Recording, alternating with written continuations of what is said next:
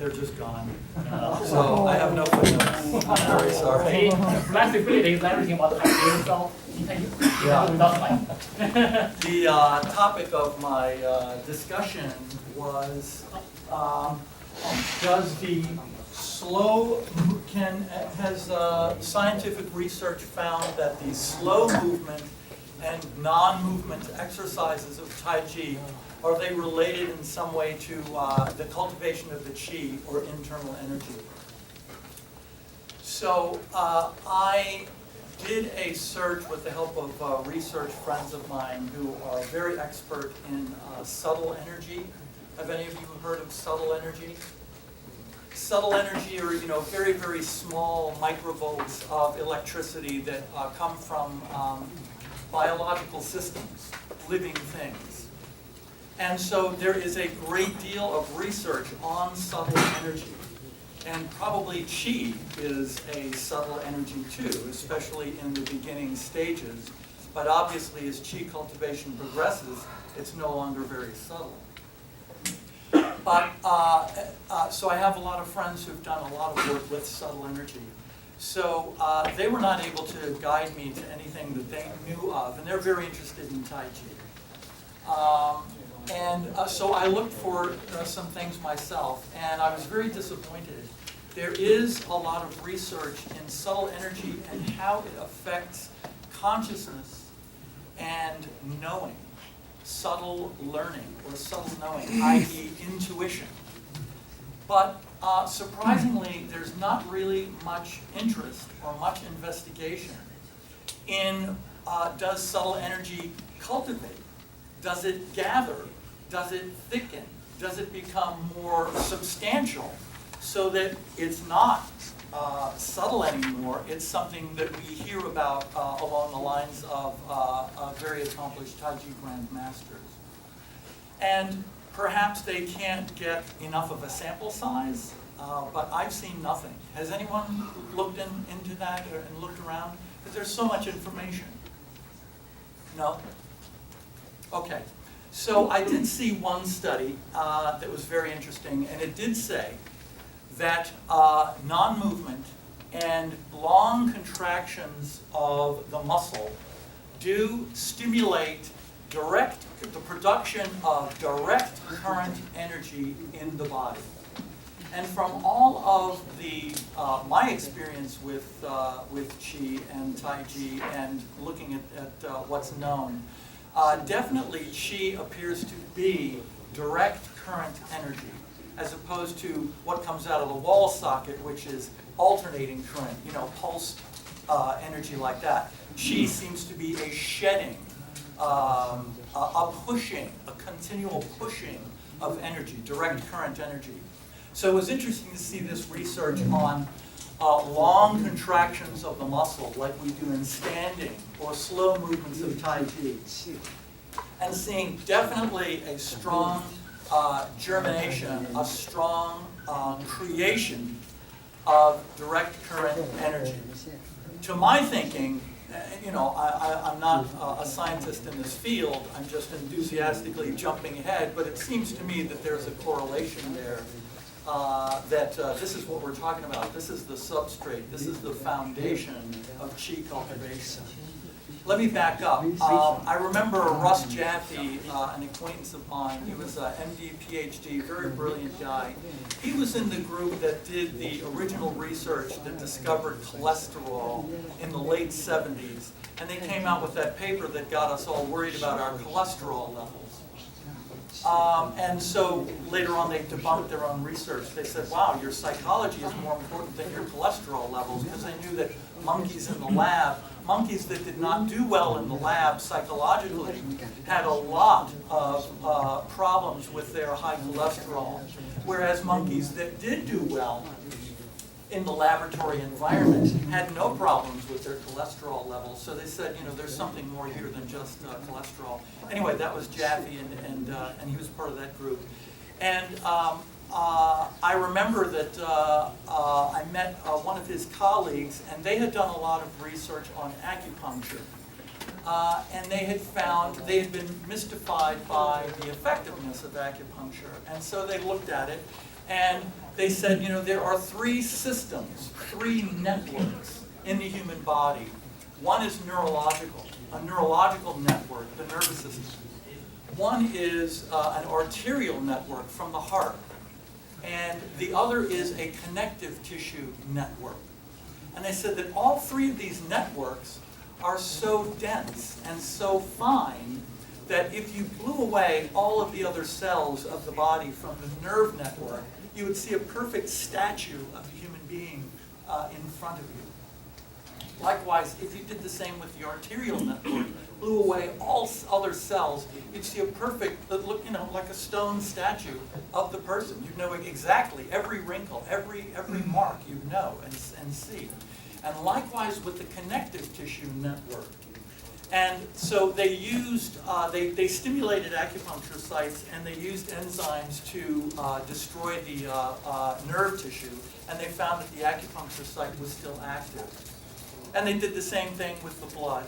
And then they did the same thing with the connective tissue. They used collagenase because the connective tissue is basically sort of a crystalline skeleton of us. And so they used collagenase to destroy a bridge of the connective tissue, and that nullified, that neutralized the acupuncture site.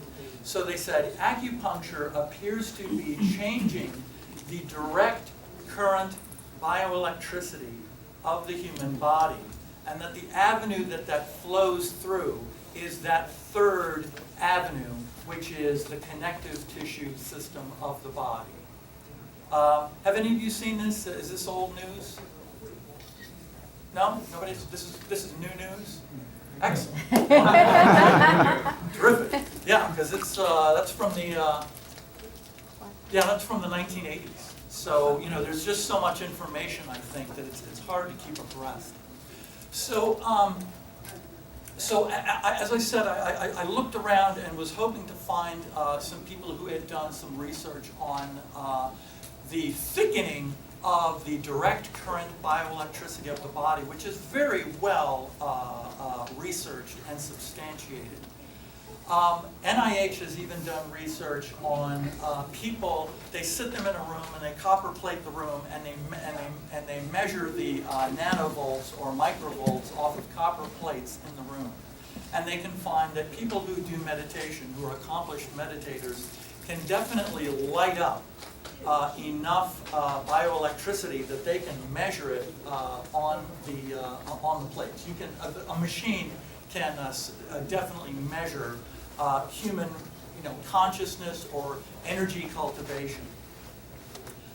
It wasn't mentioned in that research paper, but I do know through my friends that the man who was most accomplished with this is a gentleman from Eastern Europe who has been in Bethesda since the early 80s, and he is an energy healer, and he teaches energy healing. His name is Mitak Verkus.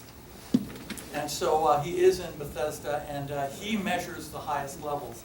I don't think that they had any accomplished Taiji people there, but I think we have all heard that there's sort of two paths. There's the healing path of Qi, and then there is the martial path of Qi, and so it's kind of hard to, maybe they're separate cultivations.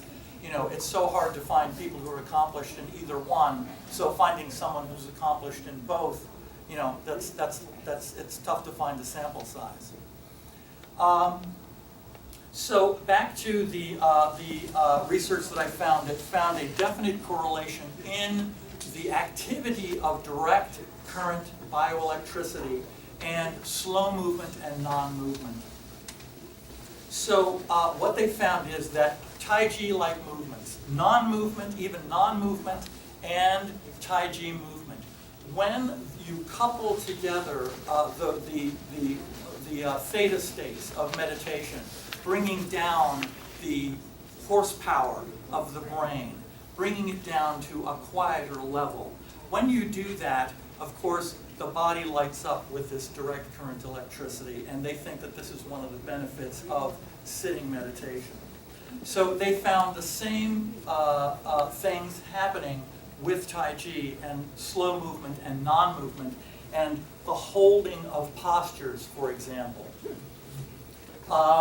So I find this fascinating because coming from the Zhengmenqing Yangzhen Fu School, Ben Lo is my teacher, 25 years. I don't know if their influence is very big in this area, so maybe many of you know this, but this is the whole centerpiece of hard work in this Yang Taiji, is holding postures and separating weight. That's the entire emphasis. So a bell was going off in my head when I saw this. So if I may extrapolate and now get away from the research, which unfortunately is quite disappointing. I mean, some early stuff, and just sort of expand upon it theoretically with my own experience. I do feel the way Qi behaves, it does seem to be that is the substrate of Qi, this direct current bioelectricity. It doesn't alternate. It's a substantial push, a sort of a coming together. My classmate, my older brother, Julian Chu, whose paper you heard today, he had a marvelous analogy that I really, really like. I don't know if it's his or if he borrowed it from somebody else, but it really is quite good. And he said that Qi seems to be like if you look at a magnet and the waves of iron filings or iron powder away from the ends of a magnet, and how it sort of becomes organized in layers or stratified, whereas other things that are not magnetic are just sort of this disorganized, chaotic cloud. I also heard about and I've not seen it, but still, it fits nicely in with this Qi cultivation. They did a test of the punching power of various people, very accomplished MMA professional fighters, and depending on their physical stature, they got a good punch on that punch machine. And then they had this gentleman who is internally cultivated from Nepal, and he did a punch, and it was all short punch, I believe. It was like 6 inches. And this guy's punch, the short punch of this guy who was internally cultivated from Nepal, was off the charts compared to everyone else. So, Professor Zhang, in his Zhengmenqing, in his writings, he likens the Qi cultivation to a layer of paper every day. He says, there's nothing less substantial than a single sheet of rice paper. But, when you lay one down, and then the next day you practice, you lay another down, and you lay another down. With thousands of sheets of paper, you have this, ream of, or a palette of paper that's absolutely unmovable and extraordinarily powerful. And of course in Taiji, what we can do with that palette of paper is we can move it. We can be completely neutral if we choose and absorb and neutralize that way. But the beauty of it is the energy is stored in that palette of paper, and then the palette of paper can, boom, give it back to the person that delivered it with extraordinary power. And in fact, I saw the note, I don't know what was said, but, about beating in Taiji, slow movement beating the fast movement. Maybe we can touch on that. I did find it very interesting that all of the extensive research on subtle energy in terms of information, I think is very interesting to look at in terms of Tingjin, listening energy in Taiji. So that the consciousness is extraordinarily active and engaged in the environment on an unconscious level all of the time. Researchers have definitely found this to be true. So perhaps, like the listening energy of Taiji is perhaps 2 things. Number 1, it's training, it's familiarity in a martial context, doing push hands for many, many years. Zhengmenqing said that to get Tingjin, that listening energy of Taiji, to know what the opponent is doing before they cue it, comes from many, many, many years of practice and familiarity. And he said the light touch, a light touch, very light touch, 4 ounces of pressure.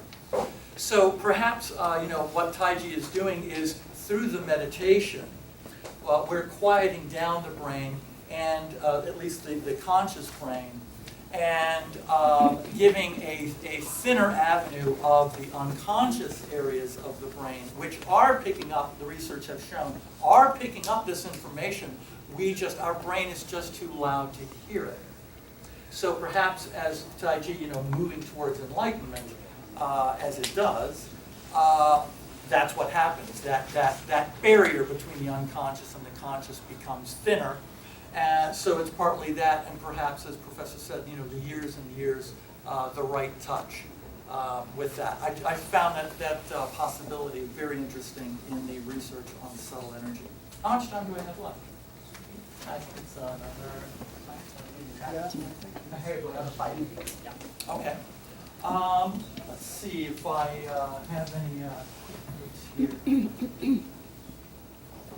Yeah.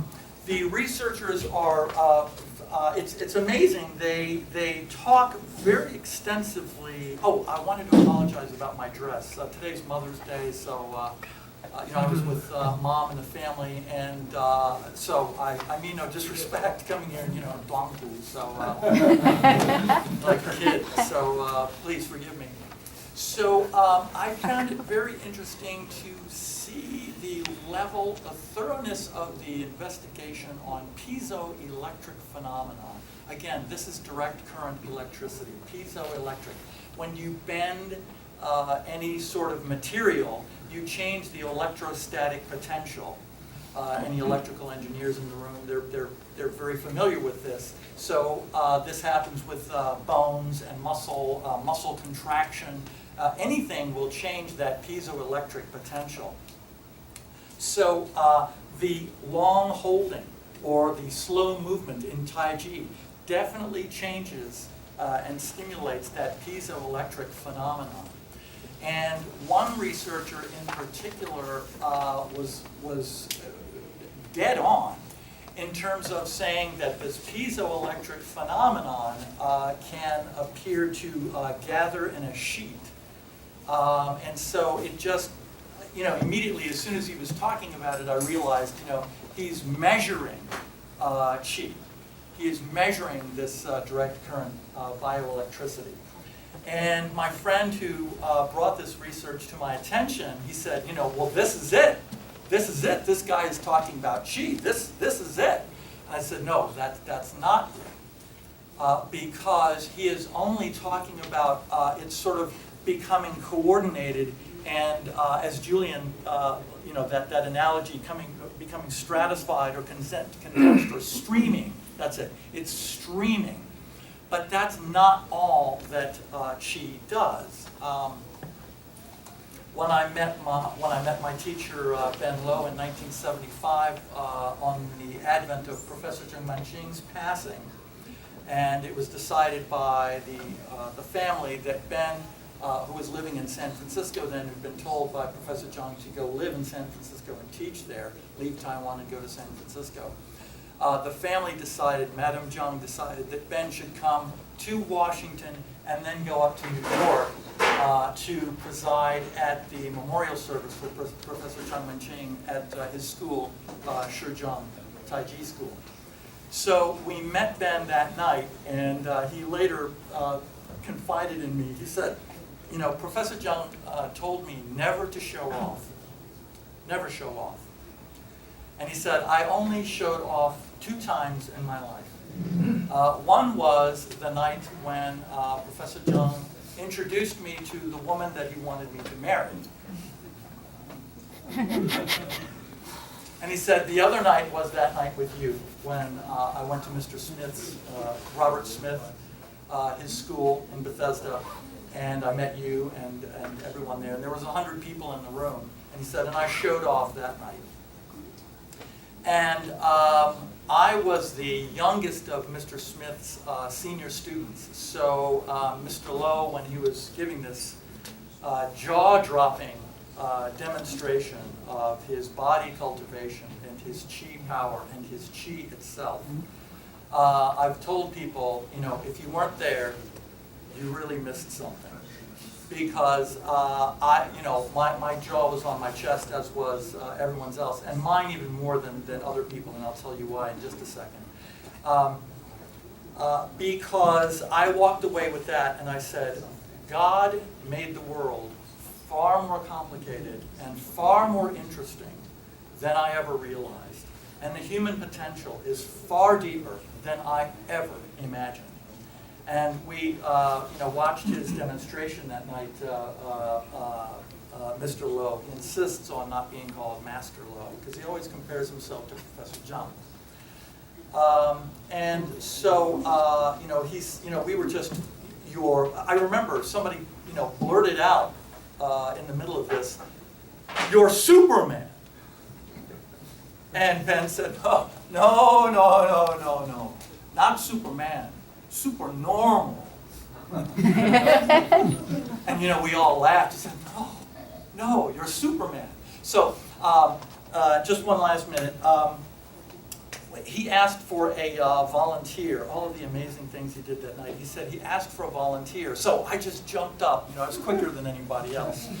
And I just arrived behind him, before he could refuse. And he said, "Okay, good." And everybody laughed. So, he quietly takes a leg like this, and he was standing here like this.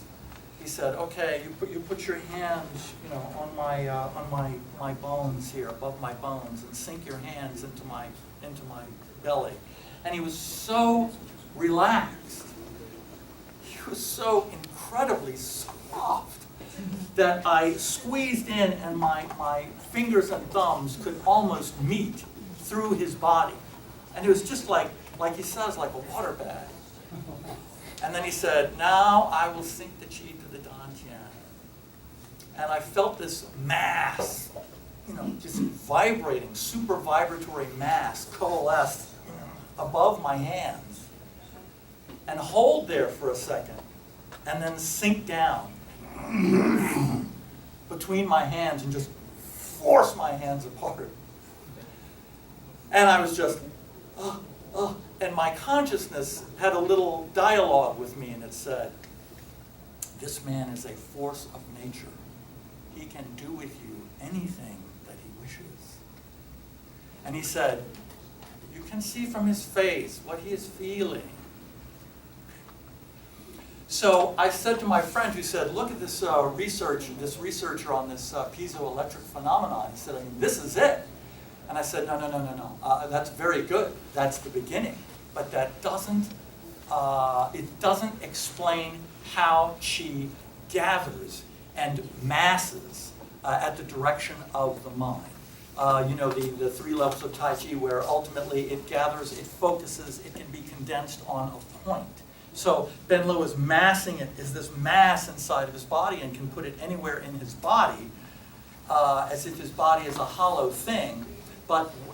So gathering on a point. So this piezoelectric stuff does not explain that. So once again, the magic, the wonder of Taiji is still far beyond where we are in research today. Thank you very much.